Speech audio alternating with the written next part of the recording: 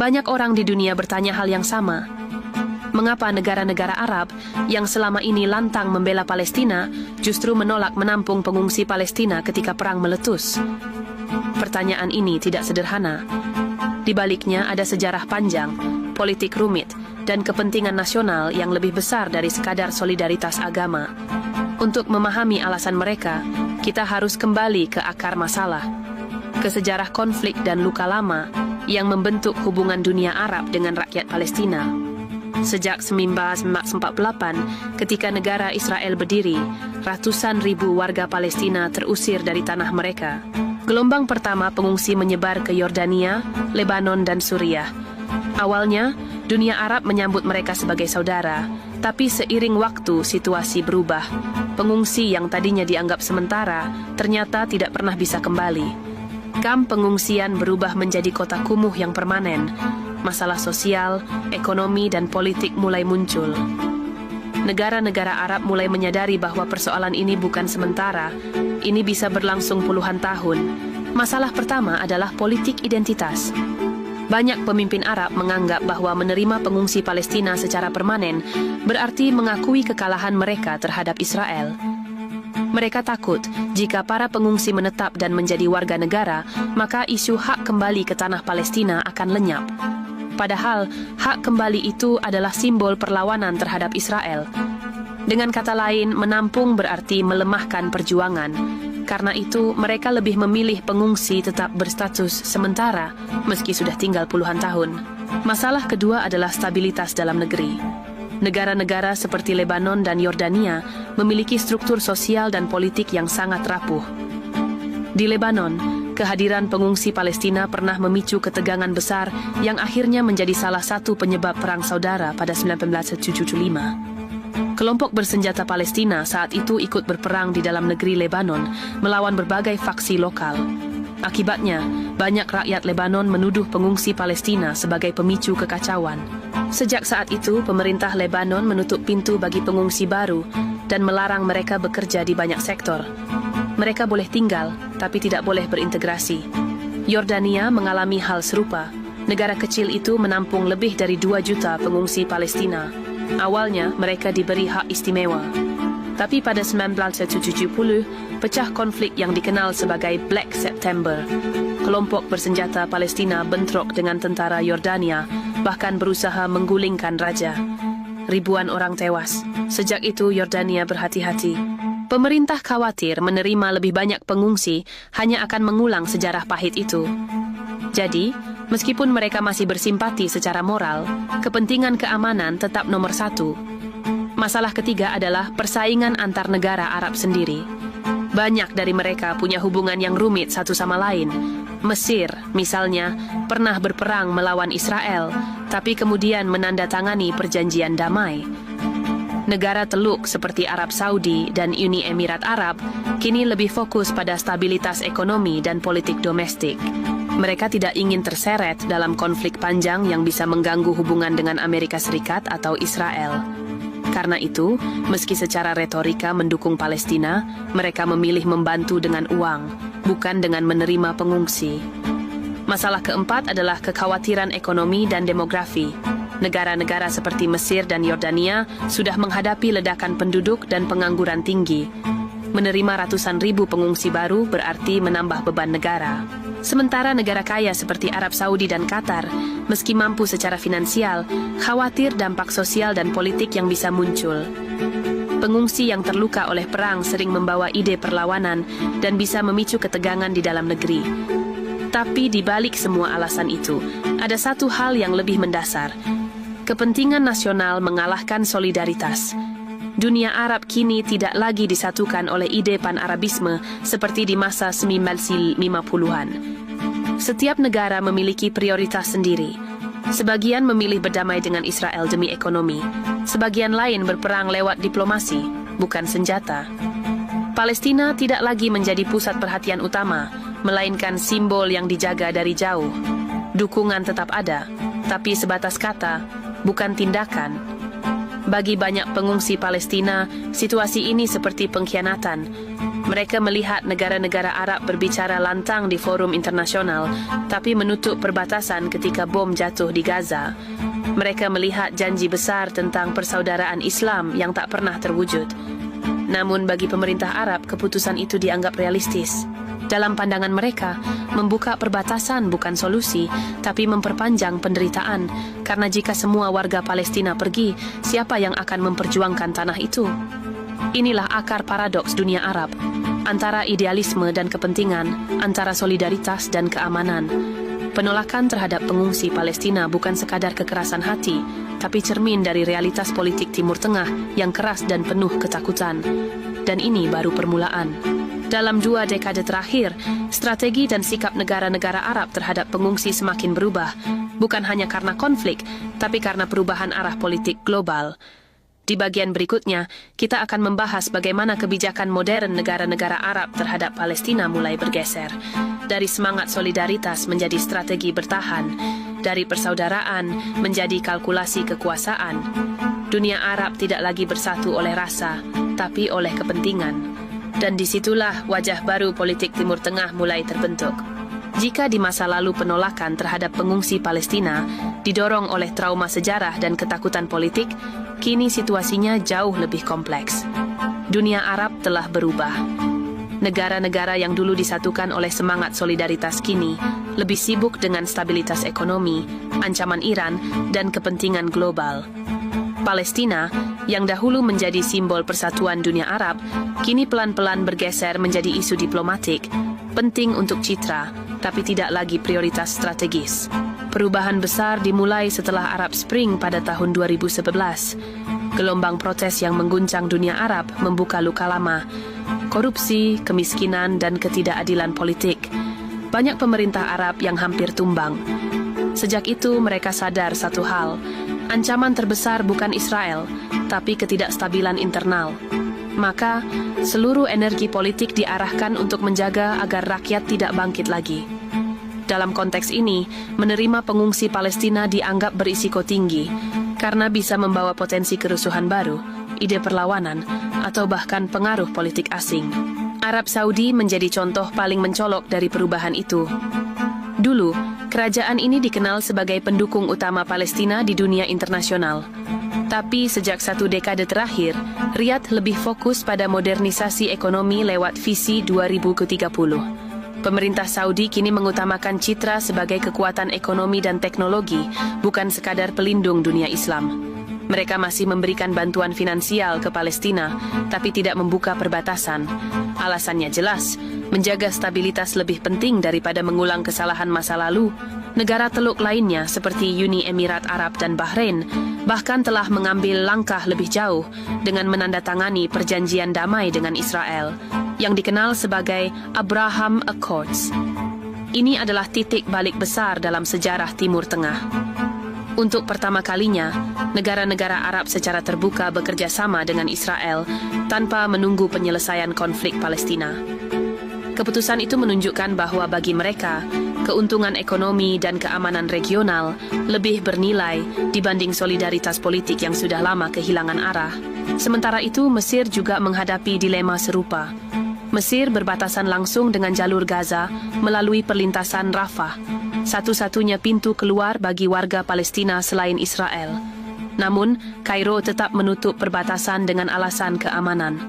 Pemerintah Mesir khawatir jika membuka perbatasan, gelombang pengungsi besar-besaran akan mengalir masuk dan mengganggu keseimbangan politik Sinai, wilayah yang sudah lama menjadi sarang kelompok ekstremis. Mesir memilih cara lain, menekan Hamas dan mengatur gencatan senjata, bukan menampung rakyatnya. Negara-negara seperti Yordania dan Lebanon pun berada dalam posisi sulit. Mereka sudah menanggung beban pengungsi selama puluhan tahun. Di Yordania, lebih dari separuh populasi kini adalah keturunan Palestina. Pemerintah takut jika menerima lebih banyak pengungsi, keseimbangan politik antara suku asli dan keturunan Palestina bisa hancur. Sementara di Lebanon, situasinya bahkan lebih sensitif. Warga Palestina di sana hidup di kem-kem yang padat, tanpa hak kerja atau kewarganegaraan. Pemerintah Lebanon tidak ingin memperburuk kondisi ekonomi yang sudah runtuh dengan gelombang baru dari Gaza. Dengan kata lain, dunia Arab kini berada dalam posisi paradoks. Mereka bersuara keras membela Palestina di panggung internasional, tapi secara praktis menutup pintu bagi pengungsi mereka. Alasannya bukan sekadar ego atau kekerasan hati, tapi karena mereka melihat isu ini sebagai bom waktu politik. Menerima pengungsi berarti mengundang ketidakstabilan baru. Tidak menerima mereka berarti dicap tidak berperi kemanusiaan. Maka yang terjadi adalah kompromi dingin. Bantuan kemanusiaan dikirim, perbatasan tetap tertutup. Namun ada alasan yang lebih halus tapi sangat penting, strategi diplomasi jangka panjang. Beberapa negara Arab percaya, jika seluruh pengungsi Palestina pindah ke luar Gaza dan tepi barat, maka Israel akan punya alasan untuk menguasai wilayah itu sepenuhnya. Dengan menolak menampung, negara-negara Arab berusaha mempertahankan eksistensi Palestina di peta politik, meski dengan harga penderitaan rakyatnya. Bagi mereka, Gaza harus tetap dihuni oleh orang Palestina agar perjuangan tidak mati. Ini adalah bentuk perlawanan diam, keras, dingin, tapi terencana. Namun, dari sudut pandang rakyat Palestina sendiri, alasan itu terdengar pahit. Mereka tidak peduli pada strategi besar, mereka hanya ingin hidup. Mereka ingin selamat dari perang, dari bom, dari kelaparan. Ketika perbatasan Rafah tetap tertutup sementara pesawat tempur menghantam Gaza, banyak dari mereka merasa dikhianati. Mereka melihat bendera Arab di forum dunia, tapi tidak melihat tangan yang benar-benar terbuka. Kenyataan ini menandakan satu hal penting. Dunia Arab sedang mengalami pergeseran identitas. Dahulu, persaudaraan Islam menjadi dasar politik luar negeri. Kini, yang menjadi dasar adalah pragmatisme dan stabilitas. Dunia Arab tidak lagi ingin menjadi pusat revolusi, tapi pusat ekonomi. Tidak lagi ingin menjadi benteng ideologi, tapi mitra global yang dihormati. Dan dalam logika itu, pengungsi Palestina hanyalah bagian dari masalah yang lebih besar, masalah yang tidak ingin mereka tanggung sendirian. Namun, perubahan ini juga membawa dampak jangka panjang. Penolakan demi penolakan akan menciptakan jarak emosional antara rakyat Palestina dan dunia Arab. Generasi muda Palestina mulai menyadari bahwa perjuangan mereka kini hanya milik mereka sendiri. Sementara negara-negara Arab, dengan kebijakan yang semakin realis, perlahan memisahkan diri dari romantisme masa lalu. Dunia Arab memang berubah, tapi luka Palestina tetap sama. Dan di tengah dunia yang makin pragmatis, pertanyaannya kini bukan lagi siapa yang membela Palestina, tapi siapa yang masih benar-benar peduli. Ketika pintu-pintu negara Arab tertutup bagi pengungsi Palestina, dunia melihat sebuah ironi besar. Saudara menolak saudara, bangsa yang satu akar bahasa dan agama, kini dipisahkan oleh tembok kepentingan nasional. Tapi di balik ironi itu, ada dinamika yang jauh lebih dalam. Penolakan ini bukan hanya soal perbatasan atau logistik kemanusiaan. Ia adalah cermin dari perubahan arah politik dunia Arab, dari solidaritas emosional menuju rasionalitas dingin. Dan perubahan ini punya dampak besar, baik bagi rakyat Palestina maupun bagi stabilitas kawasan. Dampak pertama yang paling terasa adalah kehancuran solidaritas kolektif Arab. Selama puluhan tahun, isu Palestina menjadi simbol pemersatu. Ia menjadi bahasa bersama di dunia Arab yang penuh perbedaan, tapi kini isu itu kehilangan kekuatannya. Negara-negara Arab lebih sibuk membangun ekonomi, mengejar investasi, dan menyeimbangkan posisi antara Amerika, Israel, dan China. Palestina tidak lagi menjadi pusat orientasi politik, melainkan satu bab kecil dalam kalkulasi geopolitik yang lebih besar. Akibatnya, suara Arab yang dulu lantang kini terdengar seperti gema yang semakin jauh. Dampak kedua adalah menurunnya kepercayaan rakyat Palestina terhadap dunia Arab. Generasi baru Palestina tumbuh dengan rasa kecewa yang mendalam. Mereka melihat dunia Arab hanya bergerak ketika kamera internasional menyorot Gaza, lalu diam kembali setelah perhatian publik hilang. Mereka melihat janji besar, tapi tak ada tempat berlindung. Bagi banyak anak muda Palestina, dunia Arab bukan lagi rumah, melainkan penonton. Akibatnya muncul arah baru dalam pergerakan mereka, kemandirian. Mereka mulai membangun jaringan solidaritas global di luar dunia Arab, dengan Turki, Iran, bahkan dengan kelompok-kelompok masyarakat sipil di Barat. Dunia Arab perlahan kehilangan peran moralnya. Dampak ketiga menyentuh sisi keamanan dan geopolitik kawasan. Ketika pengungsi Palestina tak tertampung di negara Arab, mereka tetap bertahan di wilayah konflik seperti Gaza atau tepi barat. Ini membuat ketegangan terus hidup dan memberi Israel alasan untuk mempertahankan blokade. Dengan kata lain, penolakan Arab secara tidak langsung memperpanjang penderitaan Palestina. Israel memahami ini dengan sangat baik. Semakin dunia Arab menjauh, semakin lemah posisi Palestina dalam negosiasi. Inilah mengapa banyak analis menyebut bahwa sikap pasif negara-negara Arab justru memperkuat posisi Israel di kawasan. Dampak keempat adalah perubahan lanskap diplomasi Timur Tengah. Negara-negara seperti Arab Saudi, Uni Emirat Arab, dan Bahrain kini mulai membangun hubungan terbuka dengan Israel. Langkah ini memang memberi mereka keuntungan ekonomi dan teknologi, tapi juga mengubah persepsi global. Jika dulu Palestina menjadi syarat utama sebelum normalisasi hubungan dengan Israel, kini hal itu tidak lagi berlaku. Dunia menyaksikan pergeseran besar. Israel tidak lagi terisolasi di kawasan Arab. Justru sebaliknya, ia menjadi mitra yang diterima. Palestina kehilangan posisi tawarnya.